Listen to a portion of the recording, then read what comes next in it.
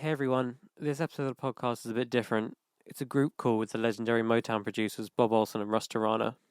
This interview was the first time they'd spoken in 40 years, so I mostly just left them to it to catch up and tell stories. Enjoy. Everybody wants to know about Motown. Oh, they want to know about it. And it was interesting learning about Nashville because it's a case of basically the musicians outsmarted the suits, the major labels. I mean, their big trick was they had a group of musicians who were really good at memorizing. Mm-hmm. And so somebody could come in, a music publisher or a producer could come in, play them a song once, and they had it. Oh, wow. And the ones that couldn't work quite that well created this number system that basically writing down the chord numbers. Uh-huh. And the big advantage is that they could change keys on a dime. And back then, the artist typically was brought in off the road, and they had a week to do an album. And they were recording live. Absolutely. And the difference between Nashville and the rest of the country was when they wanted to change keys, everywhere else you had to hand the scores to the arranger and to a copyist, Mm-hmm. Mm-hmm. Mm-hmm. and wait a half hour to change keys. Whereas these guys could do it at the drop of a hat. Wow. And so they were the secret weapon of RCA and Columbia and Decca. The Funk Brothers, huh? Yeah. I mean, it was really interesting. Yeah. But he wants to hear about Motown. Yeah. Please go on as many tangents as you want to. Maybe both you could talk a bit about how you got started at Motown and kind of your first days there, meeting everyone. Who, me? Yeah, you can start. Yeah. Okay. Well, I was in a band. We were called the Sunliners. And the band eventually became Rare Earth. But I got out of the band just before that. And when I was in the band and we were playing the clubs and everything, I went to school and got a degree in electronics. And because I thought, I'm not going to be in the band the rest of my life, you know.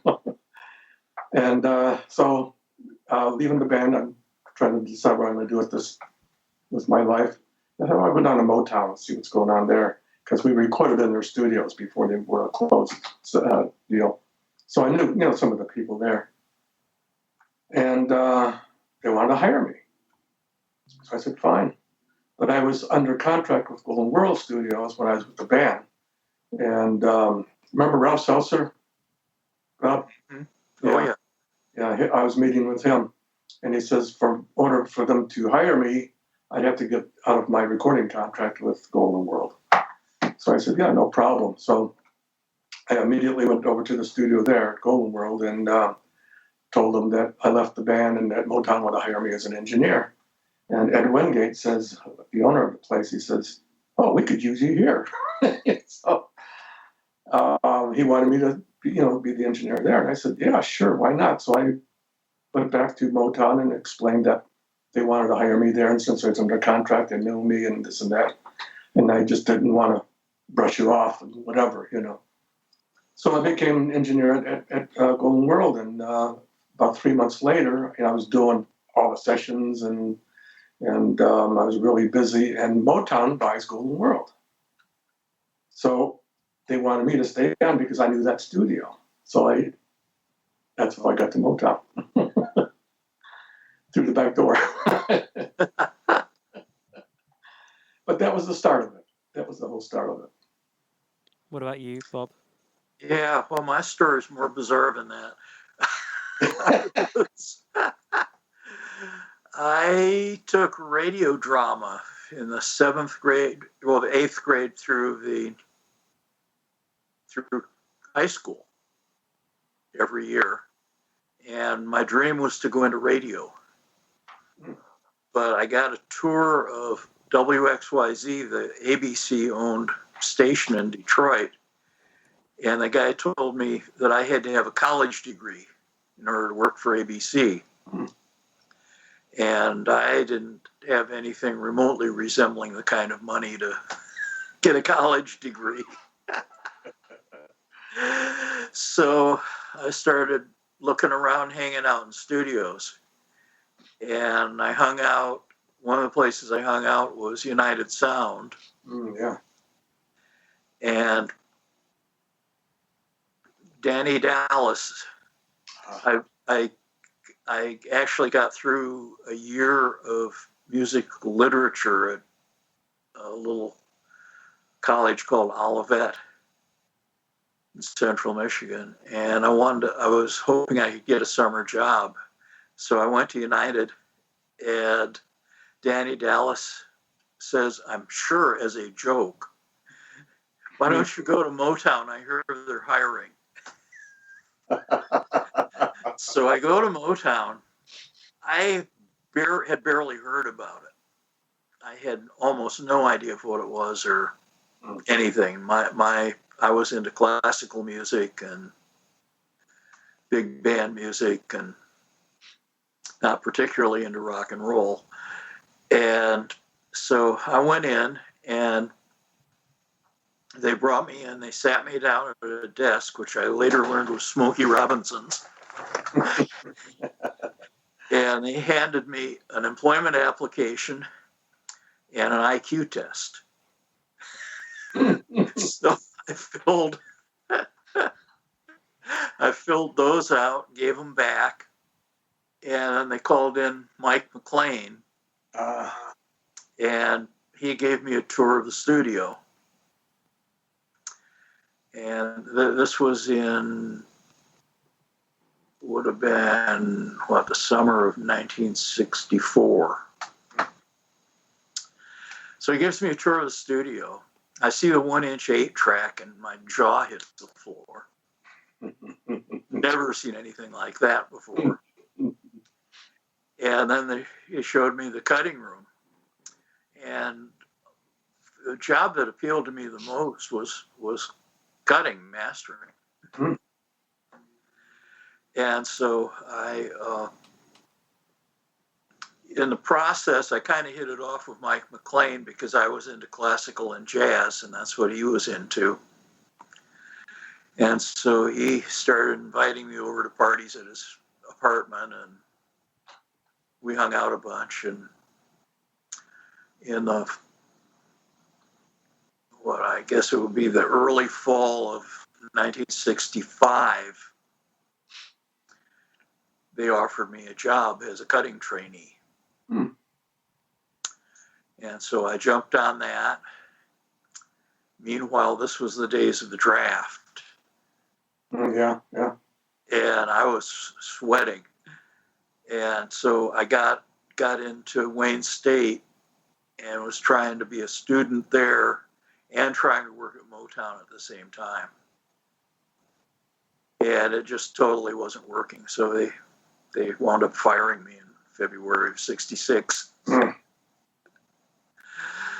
So I went back to Olivet for a semester and then went to Michigan State and met some incredibly bright people. Because I was always the kind of person, I wanted to be the dumbest person in the room. I always wanted to just surround myself with brilliant people. And I met some at Michigan State and wound up flunking out. So we had a great time, but I wasn't very enthusiastic about my music literature program. And I wasn't a good enough violinist to do an instrument thing. So I flunked out. And I thought, well, okay, now what do I do? Well, my best friend in high school went to MIT in Boston. So I moved to Boston and fairly quickly got a job at a studio called Ace Recording. It was run by Milton and Herbie Yackas. And Milton's son, Shelley, had just left and gone to work at A&R in New York. And so they were interested in me. And so they started me, doing tape copies and that kind of thing, and kind of slowly getting to know the place. And I think I did one session there, actually. And about a week later, I get a call from Bob Dennis at Motown. They want to bring me back to Detroit because they had replaced me with Larry Miles. And Larry had, as part of the departure of Holland Dozier Holland, Larry, the cutting system had been moved from technical engineering to recording engineering. And Cal Harris Larry wanted to do mixing and recording. And so Cal Harris moved him into that, and they brought me back to do cutting. And then a few months after that, Bob Dennis quit and went to work for Holland and Dozier. And at that point, the management of cutting was taken over by Joe Atkinson, who had been hired from Atlantic. Had been their mono mastering engineer. Cut all their blistering hot singles. And so anyway, we were working with Joe, and Joe went crazy with how in the hell can you not have a secretary doing this and that and so forth. And so they brought in a secretary and the whole thing. And for me, I mean, the way they were doing cutting was fanatical. I mean, you were trying to absolutely nail the most level you could get. And if you could figure out a way to EQ something, you had to put what you did on the label, and they'd send that back to the mixer, and then the mixer would include that in another mix. They wanted a tape that would go across flat. Now, of course, nobody put that kind of energy and money into singles. Nobody but Motown. Mm-hmm.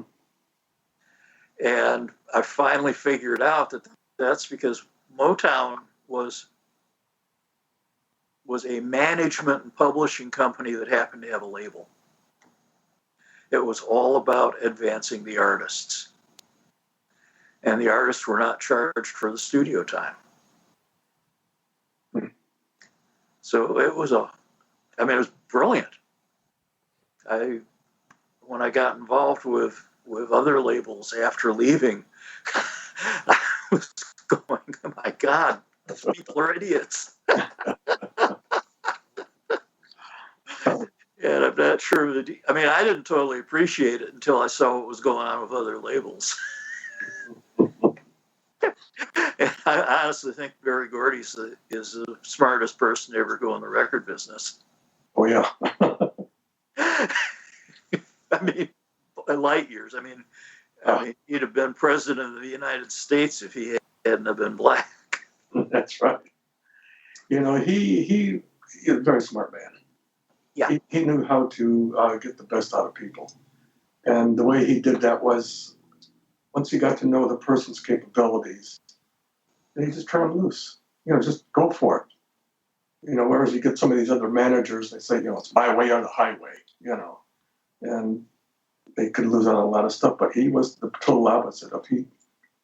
I remember one time with Frank Wilson, and we had just finished the session. I think it was a vocal session or something like that. And how we made a quick copy for them at the end of the session so they could study what they did. It wasn't really a good mix. It was just a rough mix. And we saw Barry, and Frank says, hey, I want to play this one that I've been working on. And Barry says, no, I don't want to hear that right now. He says, I want you to go finish it. And once you get the mix that you really like, then play it for me. And I thought, well, that's really smart, because he didn't want to throw his way of thinking off. Frank's, he didn't want to get involved and maybe say something that would distract what he was trying to accomplish. Yeah. Because it was a rough mix anyway, so you're not really getting the full picture, you know. I thought that was very smart, you know. Very smart man. Very smart man. Yeah. And he loved involved in everything with it, you know, especially he loved to mix. Yeah. I did countless mixing sessions with him, you know. And we had a ball, him and I. We'd challenge each other, and we were just having fun. Yeah, well, that was his thing. Yeah, because he's creating working music. People against each other. Mm-hmm. You always had somebody checking you. That's right. It was really funny, though. If you work with Terry, go ahead. What's his name? Roger Campbell, his head of security, would come in, you know, after a couple hours we've been working, and he says, "Excuse me, Mr. Gordy, but, you know, we have to leave now. You got this meeting, blah, blah, blah." And Barry's attitude would just go, "Oh, God, the street lights are on. I have to go home." And he did not want to have to leave and go. He says, "I have to go meet with the college boys," you know. He'd just rather be there working on music, you know, and that's where his heart was. But he had a company to run. And, you know.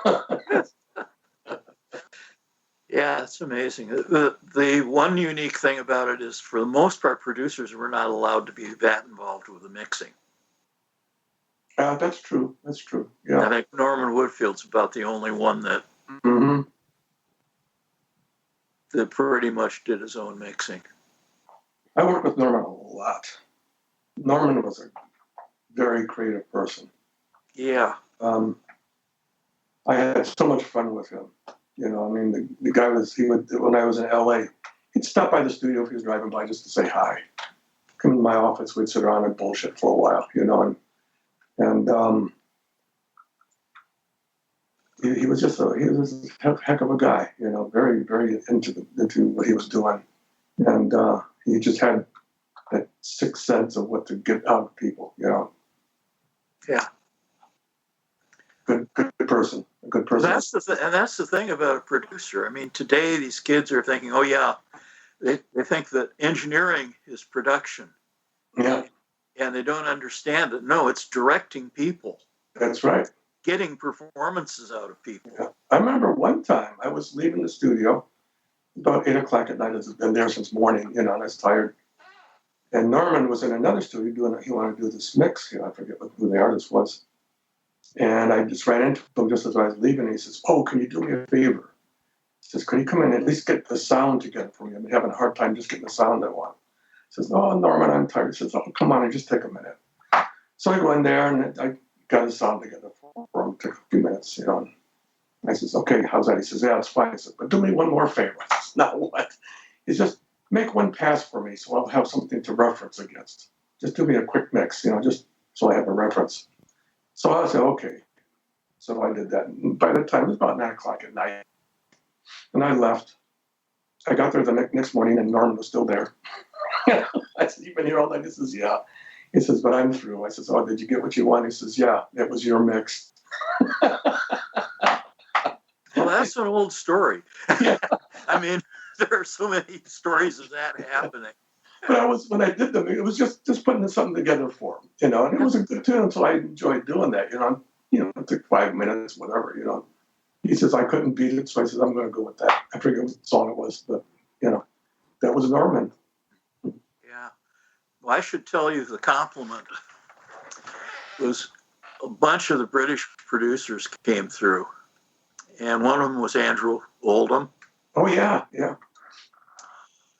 Okay. He told me that you were the only mixer he'd ever seen that was better than Bob Clearmountain. Oh, really? Yeah. Wow. How was that for a compliment? Wow, that's flattering. Yeah. Yeah. Mm-hmm. And I loved mixing, though. That was my favorite thing. I loved doing the mixing, you know, because it was creative. And it's just, I don't know, you know, I'd get into the track and see what I could work with the track, you know, looking for dynamics. I could change these dynamics there. You know, maybe I'll feature the guitars in the verse and then go to keyboards in the chorus so there'd be a change, you know, just making the track interesting. and then you just take that voice and just ride it like you're surfing, and get that level and stay there. And it was fun, and every song was never the same. They were like people; they all had their own thing, their own personality, and so you had to develop their own song as their own thing. So that's what made it interesting, made it fun. Hey everyone, this episode of the podcast is sponsored by Tonalux and their brand new JC37 microphone. This is a clone of the old Sony C37A tube microphone designed with producer Joe Gicarelli, who was on episode 5 of the podcast. The original Sony mics were used on sessions with people like Jimi Hendrix, The Doors, and the Wrecking Crew. In my opinion, these new Tonalux microphones are great for people with small studios and home studios looking to invest in one really great tube condenser mic. Unlike a lot of tube condenser microphones, these Tonalux mics are incredibly versatile, can be used on guitar amps, snare, kick drum, drum overheads, vocals, and almost anything that in a lot of situations a normal tube microphone couldn't handle the sound pressure of. And because you can get these microphones right up close to a lot of sources, they're great for recording in ideal spaces, which is what I do a lot of, as I have a portable recording studio. And another great thing about them is, even though they're hand-assembled in the USA, these mics are a lot cheaper than a lot of classic tube microphones as well. You can get a pair of them for the same price that you could get a single tube microphone from a lot of other manufacturers. Please visit tonalux.com/product/JC37 to see more information about them. Thanks for listening, and now back to the episode. I know you both came in a few years after they started, so were you kind of shown that this is the Motown sound and this is how we do it, or were you given more freedom in terms of what you could do? Well, it seemed that way. Now that you say that, it seemed that way at first. This is what we went for.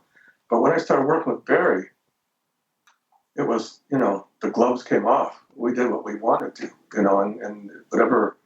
There's no set formula for each song. Each song was an individual, and that's how you approached it, And he understood that, and he loved doing that too. He said, "What am I going to do with this song now?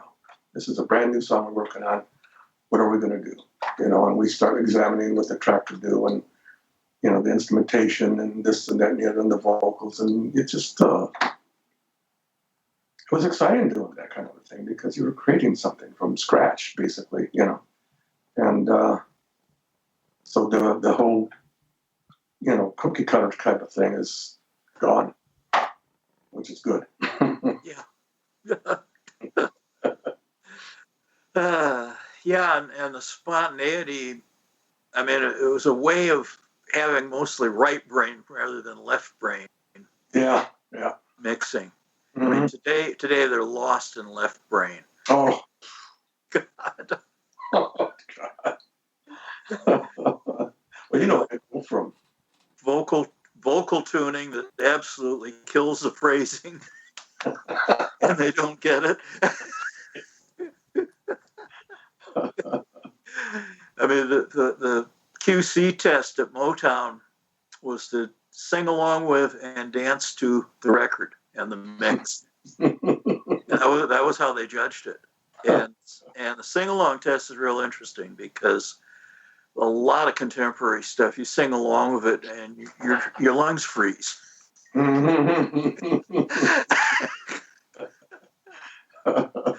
and the chances are, if they just let the singer go,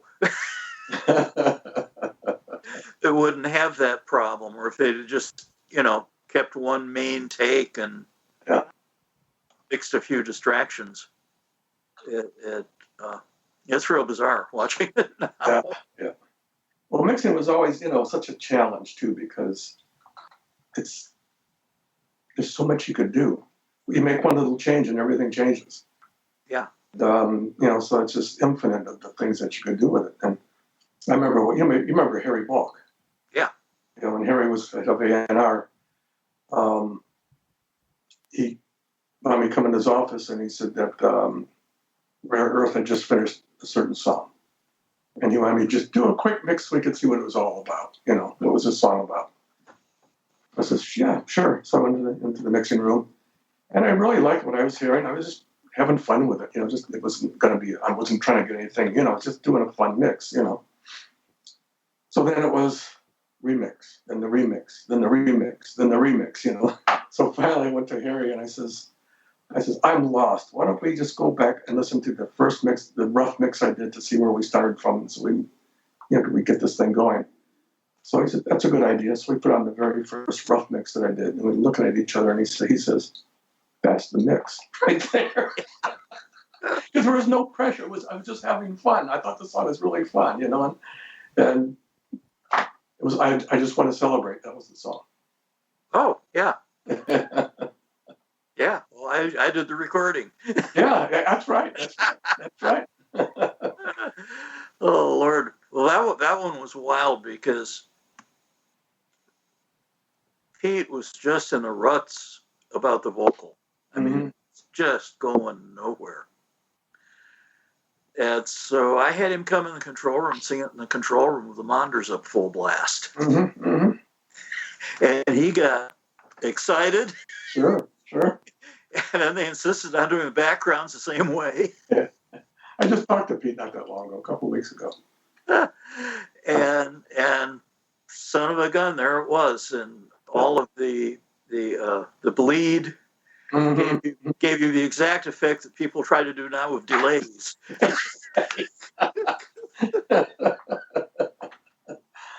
And after I got here, I learned some of what the old guys did. One of the things they did was they would actually put the vocal mic relatively close to the drums so that the bleed from the drums wouldn't screw it up.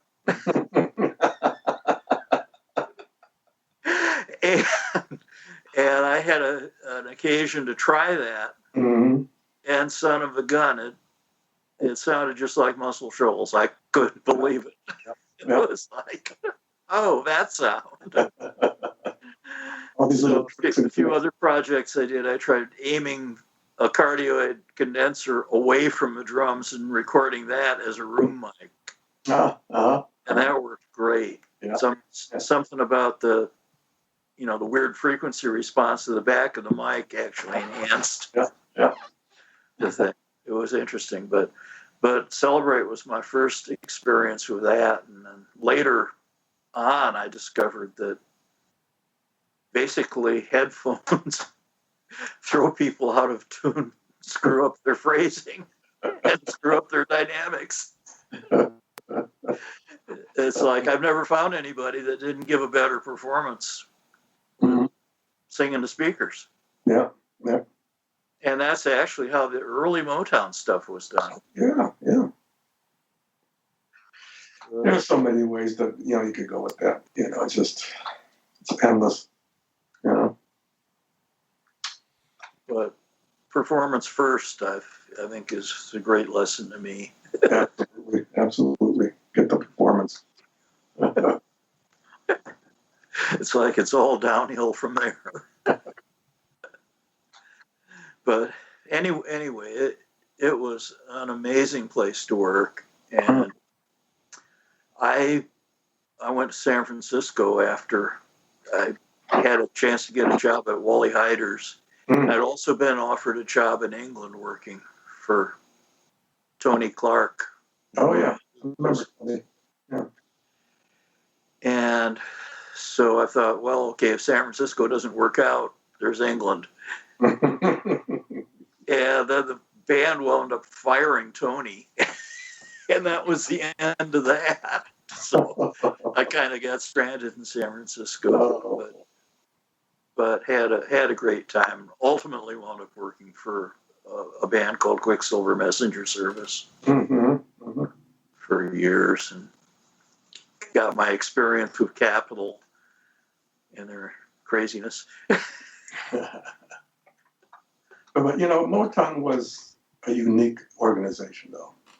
Yeah. It was different from all the rest. It was just,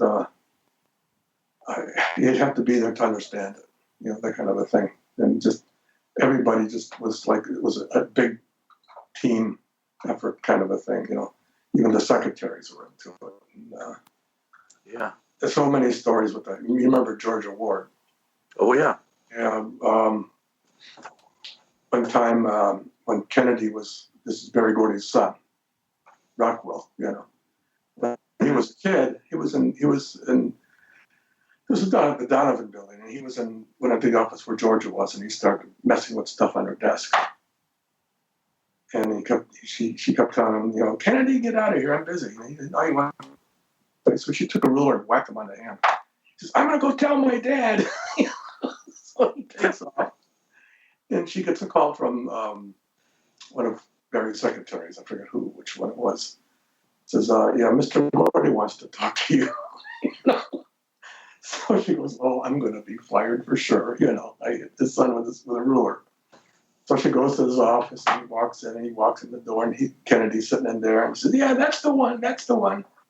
And so Barry says to Georgia, says, well, what happened? He says, well, he was kind of fooling around. I kept asking him to leave the stuff alone, and I just got a little mad, and I whacked his hand with a ruler. He says, see, he hit me, yeah. And Barry says, well, that's good. If he does it again, hit him again. Kennedy goes, what?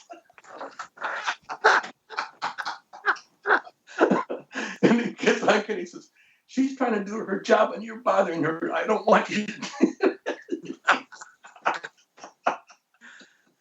Yeah, one unique thing about Motown is there was no tolerance for ego trips. No ego trips. That's one of the most brilliant things about it. And I was telling somebody about that once, and he said, oh, well, that's because of his boxing background. He said, if you step in the ring with an ego, you're down in seconds. Yep. And so those lessons got applied to the music business. Yeah. I mean, it's. He was a hell of a person, to work for. He just turned you loose when you found out what you're capable of doing. You just go for it. I remember one time, before I moved to LA, I was still in Detroit, and I got a call from him because about half the company had already moved out to LA. And he called me. He says, yeah, we just signed this new act, and we did the recording and mixing out here. And I just listened to all the mixes. He said, I don't like any of the mixes, so I want to send you the multi-tracks, and I want you to remix the whole album for me. I said, yeah, sure. I says, anything particular you want me to do? He says, no, just do what you think is okay. I said, okay, fine. I said, what's the name of the group? He says, we're going to call them the Jackson 5. I said, okay. So that was the first album. He sent me that. I mixed that album all by myself in this room, listening to Michael. I says, damn, this kid. He's good.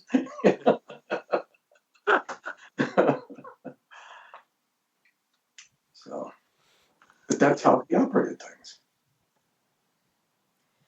If it's all right with you, I think it'd be nice to get some more kind of geeky details about the recording aspects. Maybe if we start with the drums, were there any kind of standard recording techniques for the drums back then? Well, and I think Bob will agree too, it depends on the drummer too. Yeah. You can have a set of drums. I remember one time I was doing a session and they had one set of drums, but they had two drummers because the producer wanted, for this first song, for example, to have drummer A play it because that was more of this guy's style. And then drummer B be on the next song because that was more of his style of playing, So we did, got the sound on the first drummer. We did the song and, okay, we'll do the next song. The next drummer sits down. I had him play something so I could get it. I had to almost redo the whole setting because same set of drums, but just the way the person played changed the sound. Yeah. The tact and everything else. So it was, but I remember one time, you remember Hal Davis? I Hal Davis didn't. He was. This was after he played mostly one. Yeah, Hal did a lot of the Jacksons, and on and on. He was like another Norman Whitfield kind of a guy, and he let me do anything I wanted. Hal was great. So we're getting ready to do this rhythm date, and it was a new drummer. I never worked with this guy. Big guy. He was huge. So when I was in the band with Pete, Pete was very fanatic with drums, with his drums. the sound of his drums. So for years in the band with him, I got to know what a good drum sound should be because he was really fun. He even taught me how to tune a drum, tune the drums, getting the overtones out and stuff like that. So I'm getting ready to do this session, and so I go over this guy's drums, and I sat down and I start, working on it, getting the overtones out, and he comes up to me and goes, "Hey, nobody touches my drums." I said, "Well, I'm just trying to." He says, "No, nobody touches my drums." So I go over to Hal. I says, "Hal, I got a problem. I'm trying to get the sound. You get his drums tuned up." And Hal says, "I'll take care of it." So he tells the guy, he says, "Let him do his job. He knows how to get a sound out of your drums." He says, "Oh, okay." Because Hal said so, he had to let me do it. You don't say no to Hal. So I tune up his drums and everything, and then we cut the first song. We get the first song done. We get the good take, and when you do a playback, naturally, the guys come in to hear the playback, make sure everything was good, So we start playing, and those well-tuned rooms with the speakers and everything, all of a sudden I start playing, doing the playback, and I'm looking at the corner of my eye at this guy, and all of a sudden he's going, so he's like, "Those my drums." He never heard them sound like that before, And he came up to me after it stopped. He shook my hand. He says, "If I'm ever here again, I want you to be my engineer."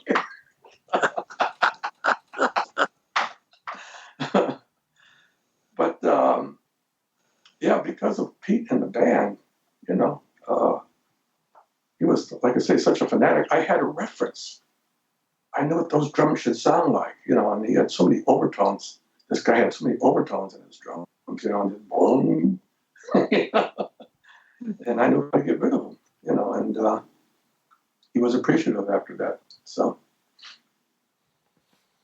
I've seen photos in the early days of them using 3 mics quite a lot. Was that something that went on, or were you using more mics later on?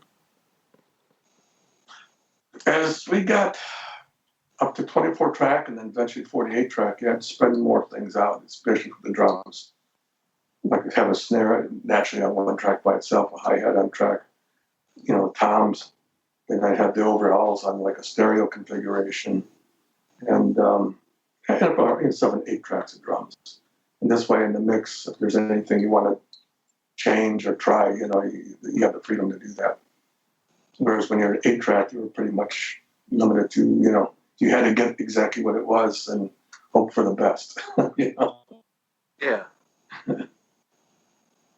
So yeah, with the multi tracks, you had more of you could spread them more, so you could always make the changes later on in the mix if you wanted to. Yeah. Fatten the snare or fatten Although they got thinner as you spread them. Yeah. There's a thing called gap scatter where they aren't really perfectly in phase. Yeah. And that one threw me for a loop because I loved the sound of 2 or maybe 3 mics. Mm-hmm. one overhead and a bass drum and a snare, but the bass drum and snare are just kind of for fill. Yeah. They're adding a little flavor. The real guts of the thing was the overhead, and wow. Mm. But I played with stereo drums. Actually, I saw a picture of a Glenn Johns session and thought, well, I'll try this. Mm.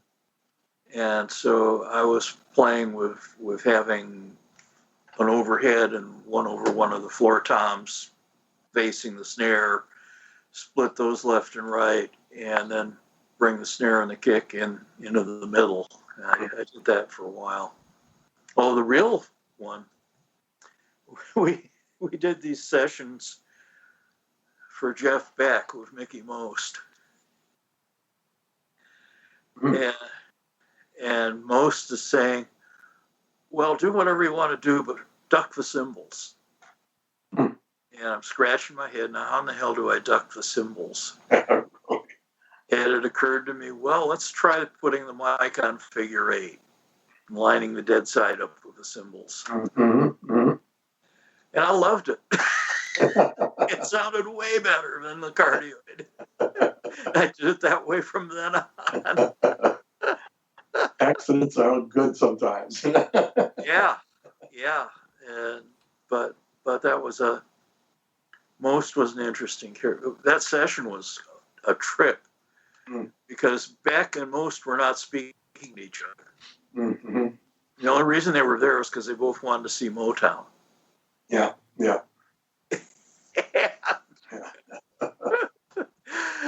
And it was amazing. And actually, Jamerson got pissed off and wouldn't work with him anymore. Ah. And so Ralph got Babbitt on it and me engineering it. Mm-hmm. And Beck offered Babbitt a job playing in his band. Oh, really? Yeah. That was a hell of a bass player. Boy, would that have ever changed history. I But he was under contract to Motown. I knew Babbitt when I was in the band. He was in he was in a band called the Royal Tones, Yeah. They were coming up, and known way back when, Babbitt, boy, if he likes it, he likes to, he'd kick your ass. Hey, how you doing, buddy? Yeah. Well, he's why I moved to Nashville. Ah. He was living here. That's right. Yeah. And and I was one of the first guys on the internet with any real studio background. And this guy said, "Hey, I'm working with Bob Babbitt. I'll put you in touch." And about 6 months later, I'd been working for a little label in San Francisco and had to work out a whole digital archiving system because we were just doing digital mastering. Basically, the projects were done on tape and then mixed to digital. And it was, first the F1s and then the DAT machines. Mm-hmm. And so I was trying to master that. And it was mostly home studios. So the stuff really needed surgery. And anyway, I got into that and the archiving, and they brought me into Nashville to give a speech about archiving. Oh. And how to do that. Mm-hmm. And so while I was here, we hooked up with Babbitt, and that was incredible, hearing about what all he had done after Motown. Yep. And then I also saw a guy I knew from the internet. His wife was singing with a group called the Time Jumpers. And they were, with their original bass player and drummer, that was the rhythm section that Bob Wills would die for. They're doing Western swing. And, it was like the bassy band with fiddles. And it completely blew my mind. I'm listening to this thing, it's live, and I'm going, my God, we've killed American music. And so between them and Babbitt, we made the move. Have you ever done any TV work, movies and stuff? Scoring? And not scoring. In the 90s, I actually did sound effects editing. Oh. And I was working for this guy, Andy Wiskus, who has a couple Oscars. And I set him up with a digital studio with DigiDesign sound tools and ultimately Pro Tools. Mm-hmm. And the two of us actually walked Sound Tools and Pro Tools into Skywalker Ranch. Oh. And they've been using this New England digital thing that was like a couple $100,000 a system. And it was a total bottleneck. Because, if you hit a problem in the picture, all of a sudden you need to go from 2 guys to 10 guys doing the sound, and they couldn't do that with the New England Digital. So they saw what we were doing and went, holy cow. So they switched over to that, and most of Hollywood switched over to that. And that was a whole bunch of how Pro Tools got in. Yeah. I enjoyed doing a lot of TV work too, because it was a different than doing records. It was when you do records, you did a rhythm date, then you did sweetening, and then backgrounds, and then lead vocals. Everything was kind of separated. Where in like TV, or on TV especially, it was pretty much the whole thing. Wow. Yeah. And it was.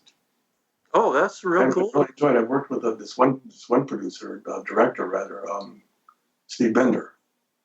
It was Diana Ross turned me onto this guy. Where she was going to be doing a CBS special, and he was going to be directing it. And he needed something done real quick before this whole thing started, so she brought him into the studio, and it took me 5 minutes to do what he wanted. Normally take somebody else an hour or so, So he wanted me to do the project.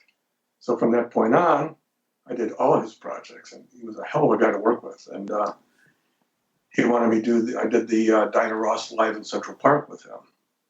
And that's when they had the big rainstorm. Oh, yeah. 800,000 people in Central Park. About 20 minutes into the show, this super storm hit. So all this, work to get this thing going and everything, and then this happens. So I was sitting inside the production truck waiting for the rain to stop a little bit, and I went over to her. They had a little motor home for her dressing room, So I went in there, and she was just her and I were there. I says, "Are you okay? Because of all the work we got to go through, and this should happen." And she says, "Oh yeah, we'll just do it again tomorrow." And the next day, so we did a second show. We were supposed to do a second show, but because of the rain, they put on let's do another show. And only 500,000 people showed up for that one. So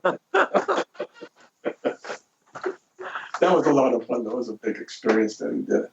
The challenge of doing that show was just amazing. It was a lot of fun. Yeah. I got involved with a radio station in Berkeley, California, where we were doing live music in the studio with 4 mics and doing remotes with, I guess it was 3 Ampex mixers, so it was 12 mics. Mm-hmm. But no EQ, no nothing. Mm-hmm. No headphones. Yeah. None of that. Yeah. And we were getting better recordings than most of these artists had been getting for their record.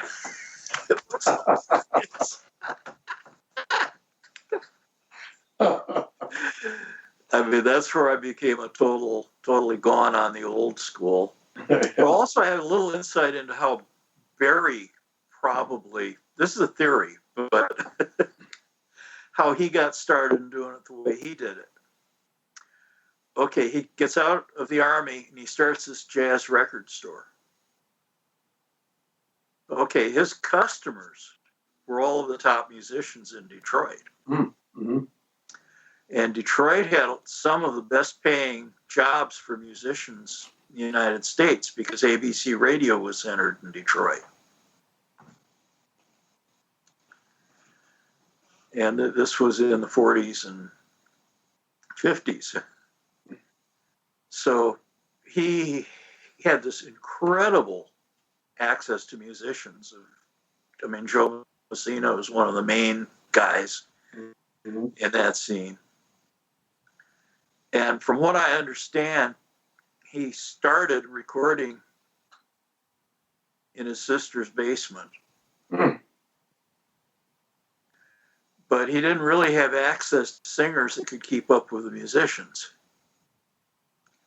So he started recording tracks in mono on a mono machine, then taking them to either United Sound or Special Recordings to do the vocals. And they got into editing the vocals. And that was kind of how that whole layered thing, I'm pretty sure that's how that whole layered thing got started. Probably, yeah. solution to a problem, and that was Barry's forte. Yeah. The problem came up, he found a solution. and it really, and we had some innovation too. From what I've been able to figure out, we had the first tape machines that you could punch in on, the 3 tracks. Mike McLean had been reading the Society of Motion Picture and Television Engineers Journal, and he'd read about this dubber, I believe it was at Glen Glen, that RCA built, if I remember the story right. And they had come up with this bias ramping thing so they could punch in. And so McLean adapts that to the 3-track, and all of a sudden we can punch in. Couldn't punch out. The only way you could punch out is you had to pull a head gaiter. You got a loud pop. And so the Motown producers got started producing more or less line by line. Punch in a line, and go back and punch in the next line, because they couldn't really insert. And that created this whole style of production. Well, Frank Wilson was the first person I ever saw comp a vocal. Oh, really? When we got the 16-track. Yeah. It was I think it was Eddie Kendricks. Oh. Yeah, he's sitting there. I mean, he was incredible. I really liked him. Oh yeah. Remember the song? Do you remember what song it was? Might have been "Keep on Truckin'." Yeah, because I mixed all those songs. Yeah. Yeah. And I think it was done long before it was released, if I remember right. Because I remember working on it, and I remember it being released a couple years later or something. Mm-hmm. And the production of that actually predated the disco thing. Yeah, Frank was a hell of a guy.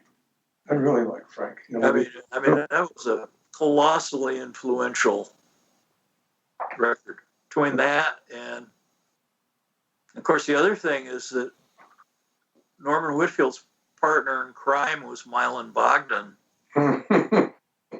Motown. Yeah. And Milan's the one who started the disco thing in Miami. So you can trace that to Norman.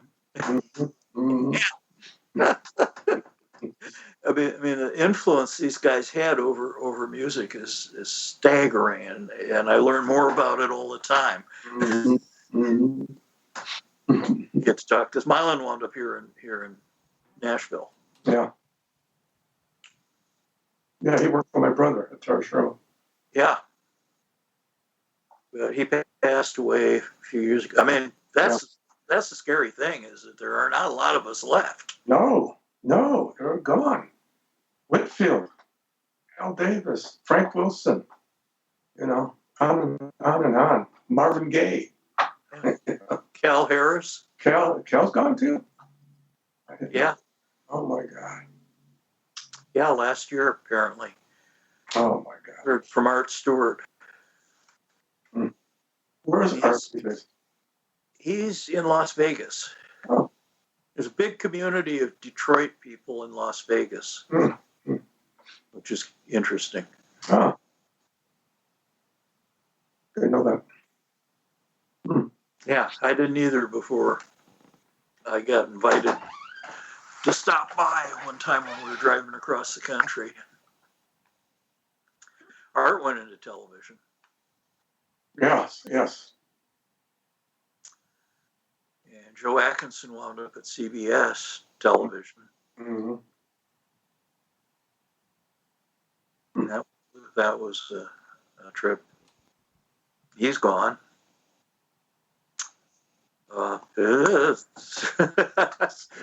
Man, I hope people interview us soon.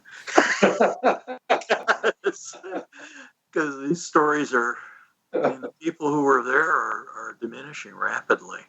Gone forever, all those stories. And hopefully, I understand they're working on a documentary about Motown with Barry, and hopefully. Oh, good. Hopefully that will finally come to pass, because he was going to do a movie about it, and then he wound up selling the rights to Suzanne DePass, and then somehow the whole thing got stalled. Oh boy. Well, what are you gonna do? But I'll tell you, those years there were incredible. Every day was something. There's never a boring moment there. You always had. I looked forward to going to work. I just. I remember this friend of mine. We were talking. This was in L.A. and he hated his job, but it was good pay. He was married, he had a couple of kids, and he had mortgage and everything, so he was kind of trapped. I just kind of thought, I love what I do. I couldn't imagine, just hating to go to work every day. I couldn't imagine that. I looked forward to it because every day it was different in a way. Because all the projects were different, and so you never had to repeat. Every song is different. Yeah, every song was different. Every song was like a person. It had its own personality and its own thing, and that's what you're creating. And it was challenging all the time. It really challenged you, And working with Barry I had a lot of fun with him. I would just get into stuff. It was just unbelievable. So, a lot of Barry Gordy stories. Were they? So ask some questions. It's all right. I'm very happy just to let you guys talk as much as you want. Were they still recording guitars just DI back then when you started as well? Either of you? Recording guitars? Were they still recording them just DI, plugged straight into the console? See, it depended on the song too. Yeah. If you wanted, it was two ways you could go. You could, go direct, which is a clean sound, or you could mic amplifier, but each different type of amplifier had a different sound. Or you could do a combination. You could record direct and mix it together with the amp sound. And so a guitar had infinite amounts of sounds you could go for. So you really were judging by what the song was going to be about, the type of sound you want to, make out of the guitar, So you had a lot of options to work with. And a lot of it had to do with the guitar player too. Oh, mind-boggling the difference. Oh. And the same guitar setup to a different guitar player, it will sound so different, it'll blow your mind. It's just like the drummer thing I told you about. Yeah. Same set of drums, nothing was changed. Same thing. And piano. Different sound, Piano's another one. I used to hate the kind of mushy sound of that Steinway in the studio. Mm-hmm. Well, one day I was doing something for Ashford and Simpson. Valerie Simpson goes over to the piano because there's a little figure she wants the pianist to put in the track. Mm-hmm. And all of a sudden, I heard one of the best piano sounds I ever heard in my life come out of the monitors. Because that's the way she played. Yeah, it wasn't anything I was doing. The attack and everything else was totally different than the other. It made a big difference. I mean, blew me away. Yeah. It was like, oh. Oh, boy. Yeah. Did you help build a lot of the equipment they used, like the DI boxes I've heard were built by Motown? Yeah, we had some of the direct boxes. Didn't McLean do something? Well, we had some direct boxes that they would hang off a speaker because they were trying to sound contemporary. See, one thing to understand is that in many respects we were trying to not sound like Motown. because everybody was afraid that it was a fad and it was going to go away. Mm-hmm. And so by the time I was in the studio, that was very much we were trying to not do things. But as hard as we would try, it couldn't help but sound like Motown because it was the players. Likewise, I tried the same methods in San Francisco, and it was a complete dud. Oh yeah, yeah. It didn't work. Yeah. Well, one brilliant thing about the guitar thing is that McLean built this. Really, he called it a guitar amplifier.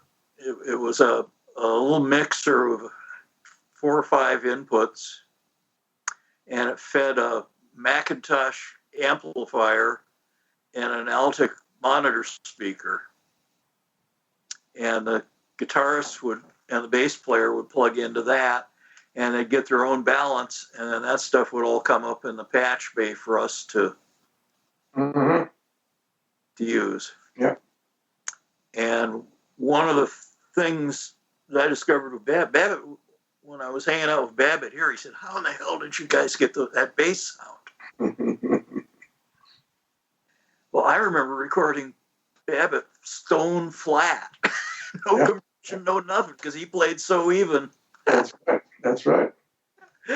And so I invited him over, and I set it up that way, and it kind of blew his mind. It was like, oh, you weren't doing anything to it. But the musician had a lot to do with the sound. Yeah. Just and the ear to finger relationship. Mm-hmm. In other words, if a player is hearing a guitar, but a direct is being recorded, it's not the same as if the player is actually hearing a monitor speaker. Mm-hmm. It changes their touch. Yeah. And so it's true to what they're hearing. Sure. And if they're using guitar, usually the microphone on the guitar amp will sound, but if they're using an amp, it's like there's an integrity to that feedback loop that's a pretty big deal. That's like, again, it's the same with the drummers. You have same set of drums, different sound. It's so much depends on the person itself. Yeah. Or even different song 10 minutes later. Yeah. I mean, I've had to. Mm-hmm. I mean, now that we have infinite tracks, I set up every microphone I would dream of using on a drum kit and sort it out later. Because I know something different is. Yeah.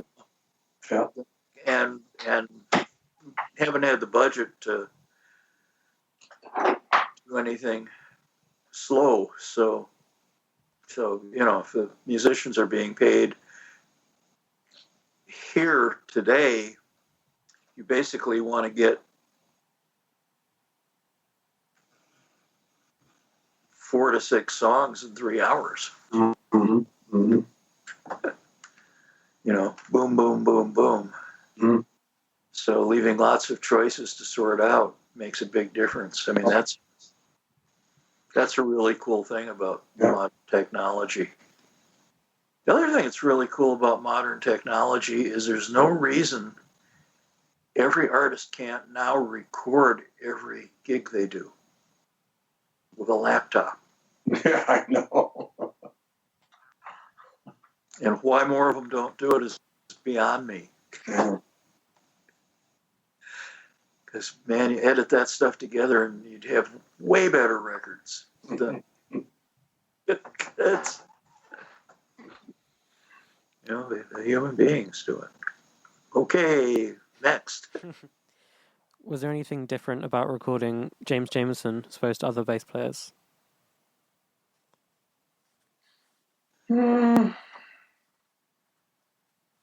Not really. Maybe, EQ maybe or something, but, again. Yeah. Well, he needed some compression. Yeah. See, the thing about James is he hated electric bass. Yeah, he was a stand-up bass player. Yeah. And he would not spend a dime on having it intonated or what have you. And the way he played is he literally pulled every note into tune. Mm-hmm, mm-hmm. And that led to some inconsistencies. But I mean, he was amazing. Yeah. And I mean, he was basically doing a jazz improvisation on what a doo-wop bass singer would do in the song. I mean, it's the only way I've been able to kind of analyze it. Mm-hmm. And most of the producers came out of doo-wop. Oh, yeah. Yeah. In those days, yeah. And actually, the successor to doo-wop is rap. Yeah. Music that poor kids who can't afford instruments and lessons create. Doo-wop was all vocal. And then the kid discovered he could use garage sale audio equipment and be a DJ, and then you could have your friends rap over it. And I mean, it's really the same kind of a thing. I just wish there was something new now. Yes, thank God, yes. I mean, rap came out in the 70s. I know. And with rap, and some of the rap, you put a C in front of it. It comes out crap. Yeah. Well, as it progressed through the years, it did. Yeah. More and more. Yeah. And I just wish there were the paying gigs for people to be on stage, because that's where you get good. That's right. That's right. And if there were the paying gigs, and there are in Europe, by the way, just not in the U.S. Yeah. But if there were the paying gigs where people could get that direct audience feedback about what's working and what isn't, because that's what's missing today, is that stage experience. Oh, yeah. Oh, yeah. Well, you figure most of the Motown acts, that's where they came from, the stage. Yeah. You know? Yeah. And that's cool. I was in a band for 13 years. And especially the last few years, you were in clubs and everything. We even played the Peppermint Lounge in New York in '63, when the Peppermint Lounge was the biggest thing in the world, you know. And they had us do a show at Yankee Stadium in front of 35,000 people. That was a lot of fun. Yeah. But still, it was, you know. Yeah, and everybody was young. Yeah, yeah. I mean, that's the other thing that's missing, is we don't really have, and the youth seem to be kind of going for rap, but now they go to recording college. I had something hilarious happen shortly after I moved to San Francisco. They had me on a recording academy panel. Oh, really? Yeah, and all of us had worked on some real big records. And I'm in the green room, and I said, "Why us? What do we have in common?" We started talking about it. We realized every one of us had worked on our first hit record before we were 20. Yeah, yeah, yeah.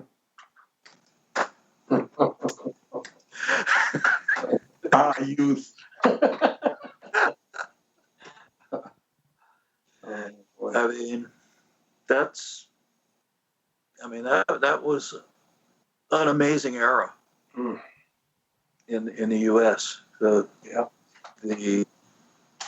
armed forces trained a massive number of musicians, and a massive number of musicians fled Europe for the U.S. during the war. And so we had this incredible talent pool that was really unprecedented in the 40s and 50s. And in the 60s, we had all the students of those musicians. I am 20, so I've just missed the cutoff after the first hit. What were some of the EQs you were using back then? Well, Motown. Voltex and Yeah. Voltex and Longevin graphics. Yeah. And the Motown version of the Longevin graphic. Yeah. Well, yeah, McLean, he took them apart and he kind of put his own thing in there and made his own EQ systems. As I recall. Yeah, well, it was just a Longevin with an amplifier, because the regular Longevin had about 15 or 20 dB of loss. He had to patch it around and go through a bunch of changes, so he just put a makeup amp in and a volume control, because they'd figured out that you could really screw yourself up if something was just louder and not necessarily better. And the Longevins would crap out. The ones with the sliders would crap out all the time. Yeah. And so he got these expensive mil-spec switches and made them indestructible, and still a bunch of them going. Yeah. I had him they have two of them at Blackbird Studio here, and Mike came down here. He lives in Nashville now. But he drove over and took him into Blackbird and showed him ridiculous mic collection and showed him the mixers, the EQ, the equalizers. It was interesting, because they had been, they were black. They looked real different. But it was clearly the same thing, and somebody had just refinished them. It was interesting. Although he said he blew the design. He said he screwed up the design. There was something he would change now. Nowadays it's all digital. Everything's digital. Yeah, today. Which, who knows? It still comes into there's one piece of equipment that is probably the best ever, though. It's called the ear. You got to satisfy the ear, and it doesn't matter what you're using. Yeah. Because you can get out of it. Yeah, so. The problem with digital is you have got more signal processing on every channel than we had the whole control room. Sometimes they just signal process it to death. Yeah. Yeah, and you tend to go overboard and compensate for the speakers you're listening to. Yeah. And it's great, except it only sounds good on those speakers. Yeah, that's. I do mastering work. Yeah. And 90% of what I'm doing is undoing EQ.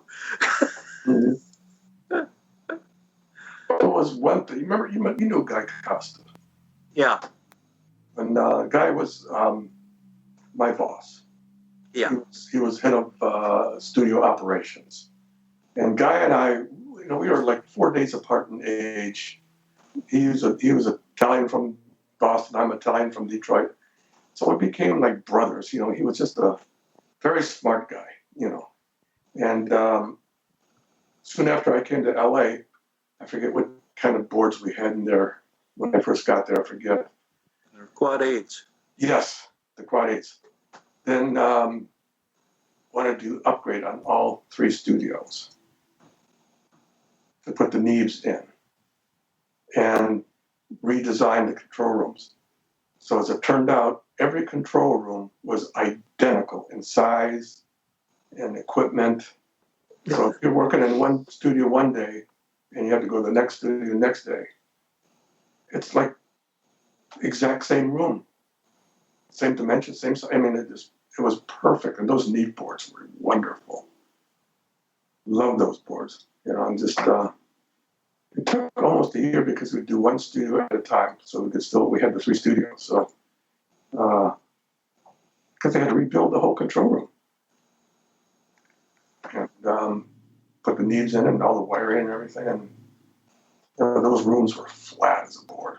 You know, I mean, what you heard is what you were getting.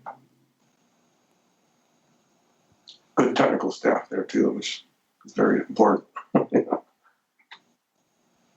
How did the live rooms differ between Detroit and LA? They were different. You know, it's I don't think you're gonna find two rooms in the world that are the same. You know, a little bit of dimension difference or whatever is going to change it. But the LA studios were they were acoustically really put together well. So there wasn't you could get good. There was no standing waves or whatever. Yeah, but the studios in LA were just really great to work in because they were just so technically put together, so good. Yeah, the control rooms were really exceptional. Detroit, the control rooms weren't really about anything, but Studio A acoustics, mm-hmm. the Hitsville studio, I was just there last year. Is superb. Yeah. I remember one time we were doing this TV special, The Temptations and the Four Tops, or I think it's for Showtime.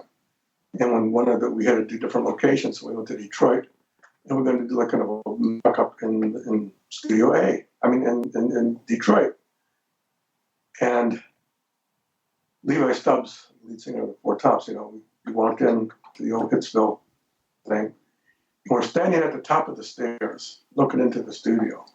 And Levi turns to me and says, "Damn, it's small." Yeah. But it was pretty small. It was small. But it's the best small studio I ever worked in. Yes. And unfortunately, the last month I was there, I discovered the ultimate trick, which is to get the drums out of the studio. Yeah. Improved it. I mean, it took it from really good to, oh my God. Put them in the ISO room, Yeah. Yeah, it was for vocals and stuff. I mean, in that studio, you could have a singer 5 feet back from the microphone and not lose presence. That's right. Because it was an RCA design.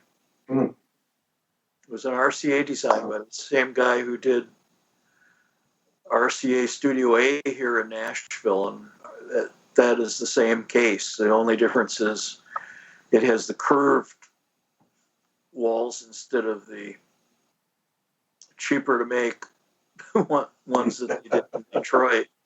But they did them. They did it with the designer's approval.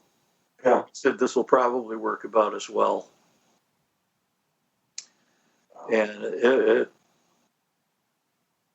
I don't think most people appreciated that room until they went somewhere else. Yeah.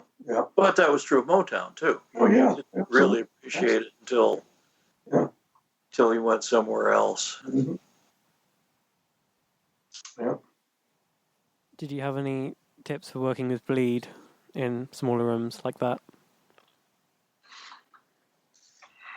Well, in LA, we had these big baffles you could roll around, and you could kind of control how much isolation you want, and never really had a problem. And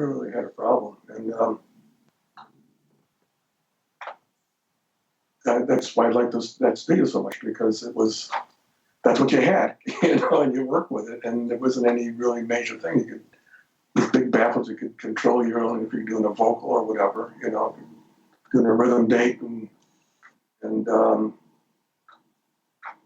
you could isolate what you want to isolate really well. And sometimes if you want a little bleed, that's when you got a little bleed, big deal. So it's what you're going for.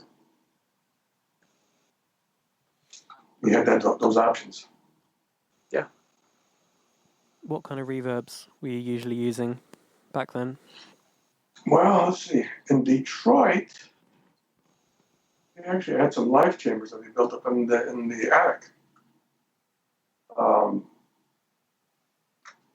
In LA, when I first got out there, down, you'd have to know the studio set up, but there was like a down basement kind of a thing. It's not really a basement, it was like a hallway. And they built live chambers down there. And then as more and more digital came along with reverbs and stuff like that, those kind of went to the wayside, and they made those rooms into demo studios. Do some demos and working on writing songs down there. But there were so many different reverb things. Remember the old spring stuff? Oh God, Yeah. child. You want to make an explosion, you kick the thing and it's boom. Yeah. Well, of course, the EMT plates, I think. EMTs, yeah. Every studio had at least one EMT plate. At least, yeah. And at that time, it was a good thing. Yeah. Oh, they still are. Yeah. For all the, I mean, it's funny. The guys here have been telling me that some of the local studios had a reputation for their echo sound, and it really was an EMT plate. That's right. They told everybody it was a chamber.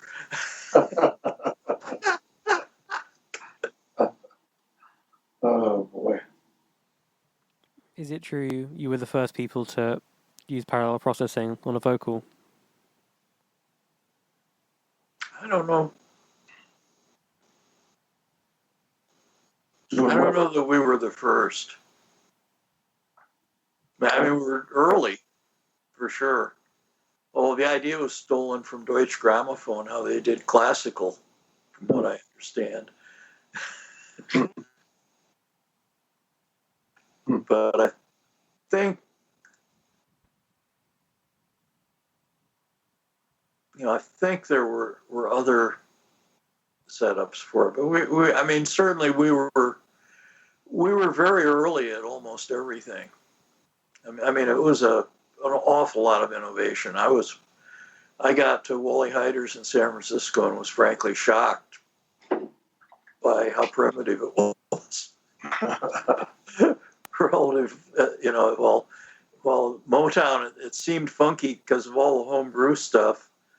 It was really very advanced for its time. If it's all right with you, I'd like to kind of go through some different artists. Maybe you can think about what first comes to mind, kind of working with them. Maybe start with Marvin Gaye. What first comes to mind?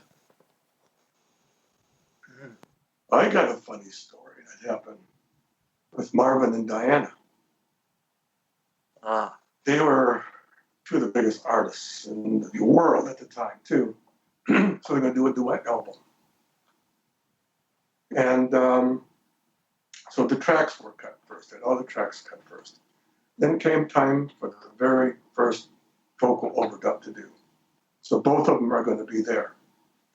And, the songs were romantic songs, and one of them sound like they're in love and everything. So Barry is there too, naturally, and Guy is in there with me. And so it was this is a big deal. Marvin and Diana doing a vocal session together,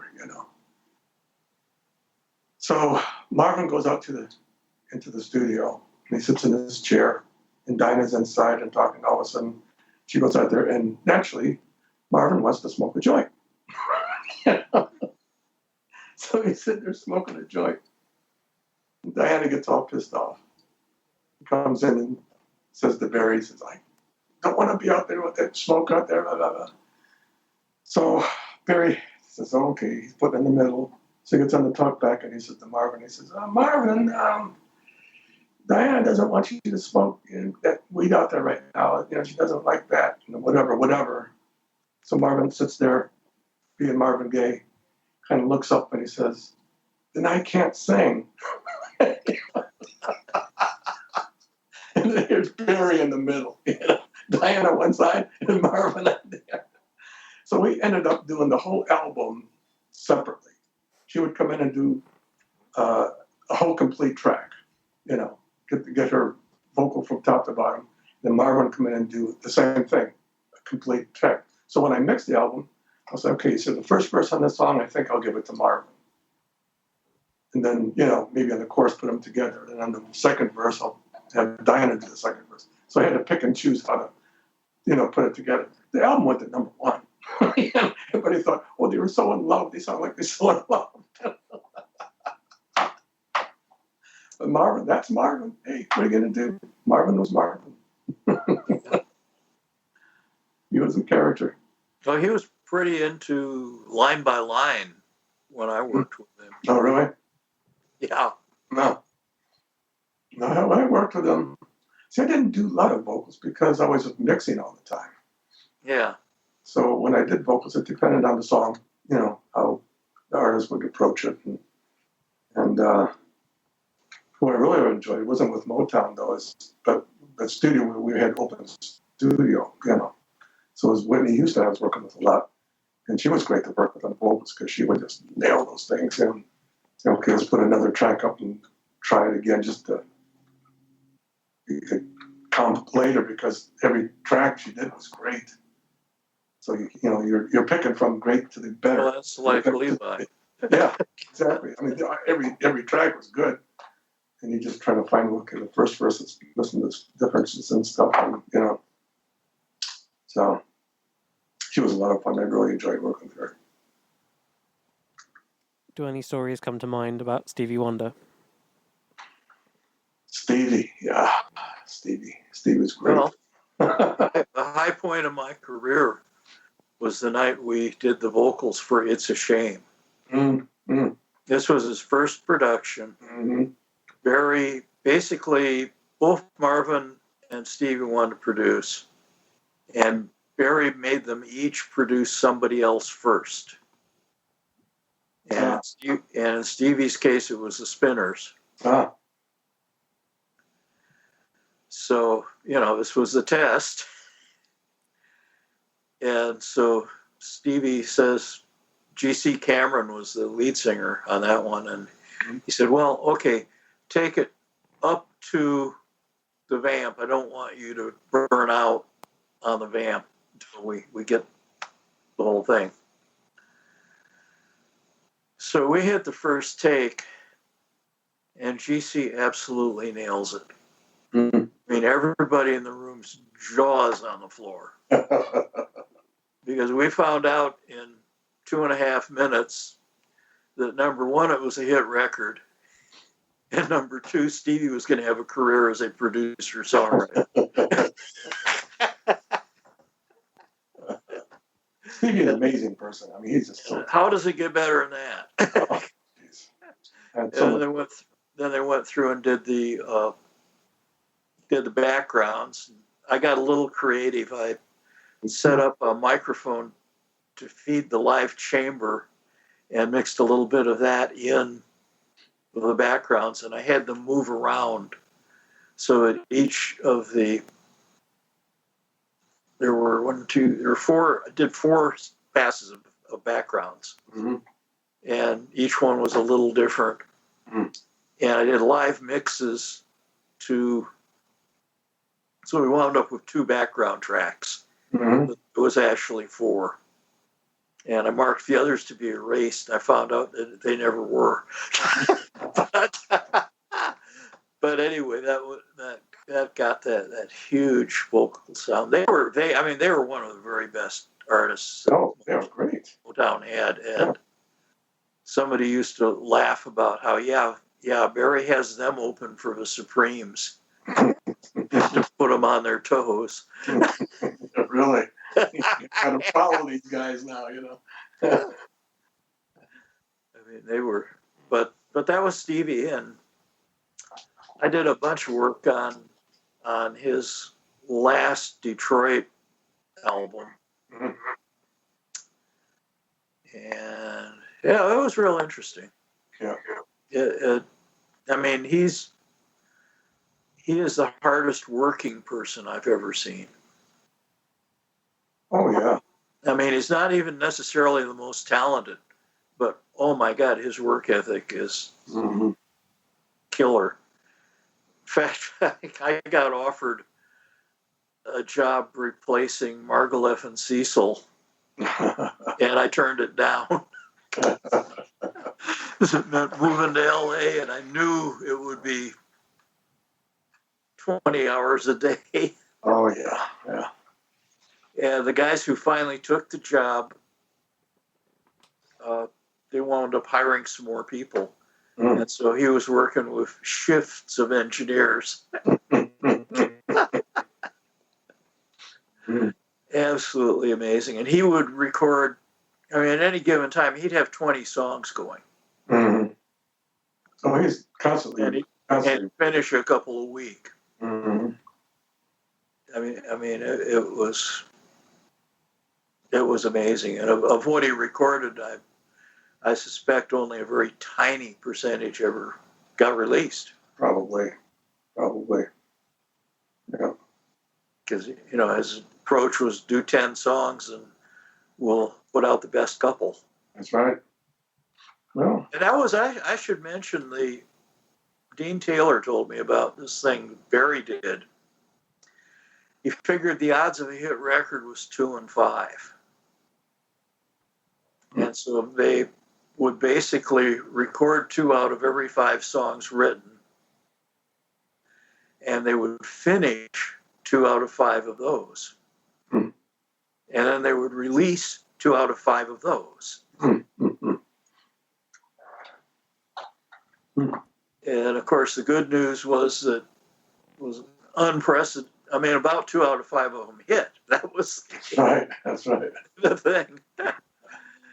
But the negative side of the thing was a whole lot of stuff, really good stuff, got left behind with that process. And I turned the English guys. I visited EMI in 1969, in the summer of 69. I spent a week in London. And I explained how the whole quality control process worked to them. And I told them, go through the old albums. There are hits in there. Mm-hmm. And a few months later, Tears of a Clown came out in England, soared to number 1. Mm-hmm. And I think they redid the bass and a couple things in Detroit and put it out in Detroit. And there was Smokey at the top of the charts with a classic Smokey record. Yeah. After he'd been trying everything under the He actually called me in his office, and he played me the rough, one of the 7.5 songs. He says, I want you to mix the song for me.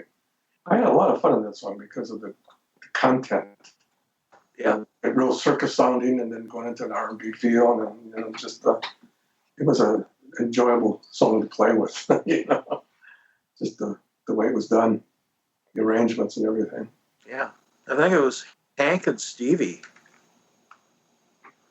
Actually, Hank and Stevie and one other person, I think, wrote it and produced it.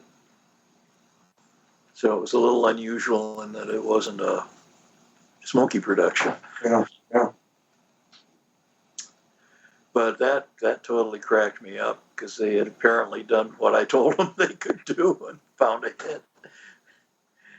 And I think there are probably more of them to this day. What about the Temptations?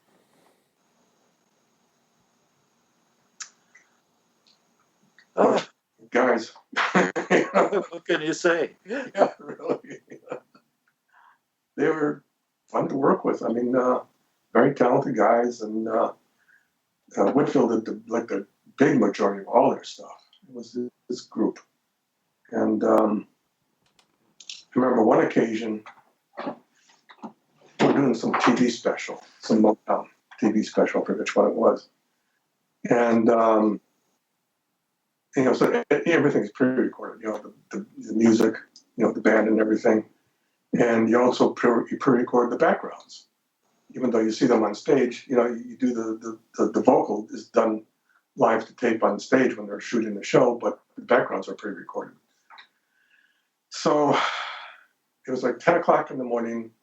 The guys had to come in and do, it was a medley of their Temptation songs to pre-record the background at 10 o'clock in the morning. They had just worked the night before, so they were grumping.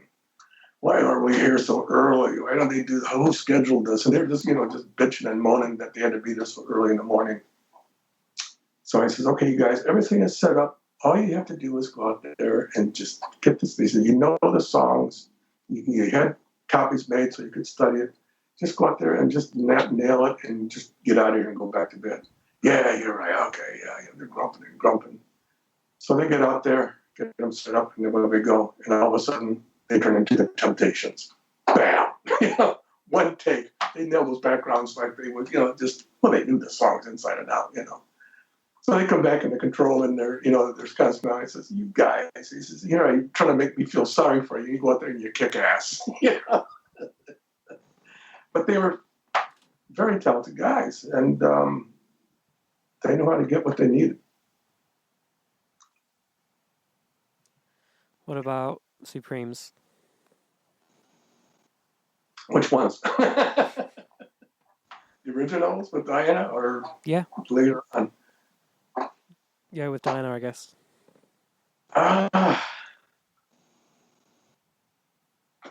Again, wonderful people. Mary Wilson, she's been to her house with her husband, really good. Just good people and very talented and very dedicated. And then they had to go in the studio to do vocals. They were on it. They wanted to do the best that they could. And they're, professionals is the best way to put it. They're pros. And they knew what they had to do, and they did it. And good people on top of it. Yeah. I know you've already mentioned a few stories, but what about Smokey Robinson? Smokey was great. Oh, I was very, very good friends with Smokey. I'd go to his house, we'd sit in his kitchen and eat and sit and talk and laugh. And again, very bright person. He knew how to get what he needed to get done. And he was actually vice president of Motown. Because he started out basically with Barry when they first started the company. And Smokey wrote a lot of the songs that, the first hits, like Shop Around and stuff like that. And so between Barry and Smokey, that's what was the whole beginnings of Motown right there. It wasn't for those two together. What happened if Smokey, there may have never been a Motown. Yeah. As I understand, Smokey talked Barry into starting a record label. Yeah, probably. Yeah. They had done one record with United Artists on Marv Johnson. And it was so bad, the payment was so bad that they actually framed the check and put it on the wall. As a reminder. It was like a top 10 record, and they got like $150 or something. Yeah. Oh, another thing. People that made town. It wasn't. It was just the people, the different combinations of talent there. That it just worked. It worked well. And again, contribute this to Barry. He turned them all loose. You're writer, write. Go for it. You're a producer, produce. You're a arranger, arrange. Just go for it. Don't put any limitations on yourself. Yeah. Yeah. I remember in the publishing office, they had their own carbon of the letter that had rejected the Beatles, framed it on the wall.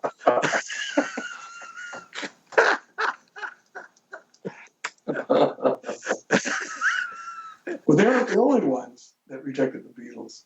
Oh, no. I remember, who was it? What company was it? Decca, I think. PJ wound up. I think they went to Decca, and they, trying to get a deal.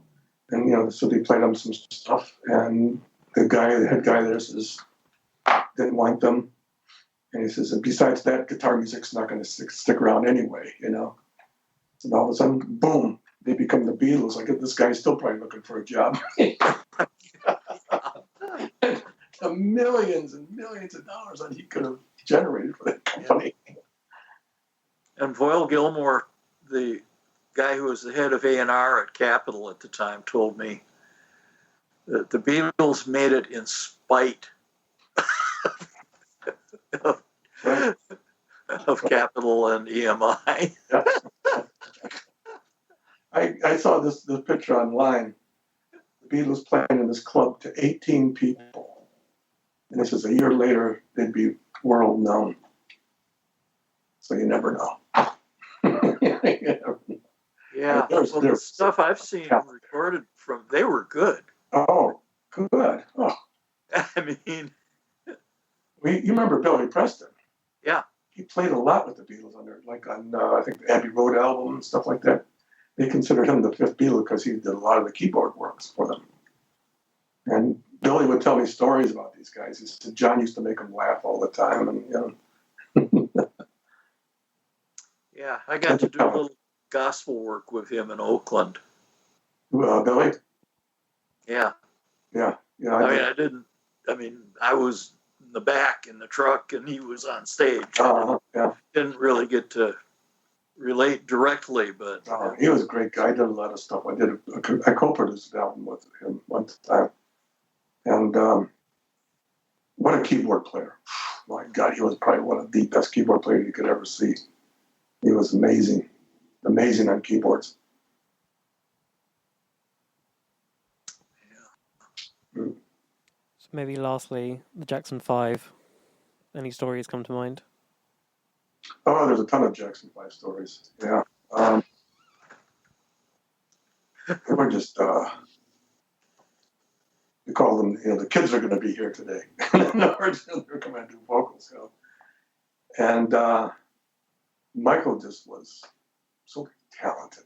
I mean, he just as a kid, and he would sit next to me in the control room, what's this do? What does that do? And how does that work? He was so into the makings of, how all this equipment, what does it do and why is it there, He was just so inquisitive, and they were just a bunch of nice kids. They were really good. They were very talented, and when they came in to do their vocals, they really worked hard, and the songs they did, look what happened to them. They became very big. So they were always a lot of fun to be around. They were just went to their house for a couple of parties and stuff, and just nice kids, nice guys. I really liked them. I really enjoyed them. I always had fun with them. The kids are coming in today. Oh boy. Can you think of any of those stories that you mentioned? I remember one time, this is a little later on. My daughter was at the studio with me this one day for some reason, and she got to know them really good, and she was 8, 9, 10 years old, something like that, just a kid. And Michael wanted to go out and go up to this corner store to get some ice cream. And so about 3 or 4 of the guys were going to go get some ice cream. And so Michael asked, if it's Christy want to go too? Yes, Christy want to go get some ice cream? And she says, okay. So Michael started putting on some, sunglasses and stuff, disguise. And she says, Michael, what are you doing that for? She says, I don't want anybody to recognize me. She goes, why? She couldn't understand. To her, that was Michael. That wasn't Michael Jackson. That was Michael. And I thought that was pretty funny because she just was so innocent about it. Why are you doing that for? And because he could never go out into public, never. And you always have to put stuff on so he wouldn't be recognized. And what a shame that was. He never knew what it was to be just a normal person. Just to go into Yeah. Remember, I think Jermaine was telling me one time this one grocery store. Jermaine went in and said he'd slip the manager a few bucks when they closed if they could come in. He wanted to have Michael went and look around. So after the store closed, they went in there and Michael was walking around just amazed at the aisle after aisle after aisle of foods and frozen foods and vegetables and just on and on. You know, we go to a grocery store, it's no big deal to us, but to him he'd never been in a grocery store. He couldn't imagine all this food under one roof, you know, and so fame had its drawbacks. You know, he couldn't be a normal person. He couldn't go anywhere. It's a shame. What do you think the biggest misconception about the Motown sound is? Good question. I really don't know how to answer that. Well, it was all these people and the relationships. Yeah. I mean, they could get together today, Yeah. and there it would be again. Mm-hmm. Mm-hmm. Yeah, it was the people. It's like a well-tuned motor, you know. Yeah. And the way it was put together, this motor was put together. If you put that same motor together with the same parts, you could get that same effect.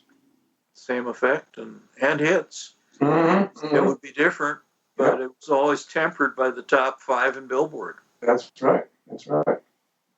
You know, the rule for getting a release was it had to sequence with the top 5 in Billboard, or they wouldn't put it out. Yeah. The Motown sound was a conglomeration of the people that was involved, from the musicians, the artists, producers, engineers, arrangers. It was that combination that put all that together. The songwriters. It was just, that probably never happened again like that.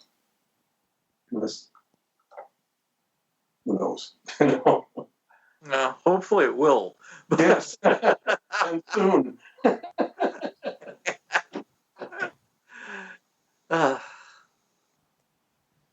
Well,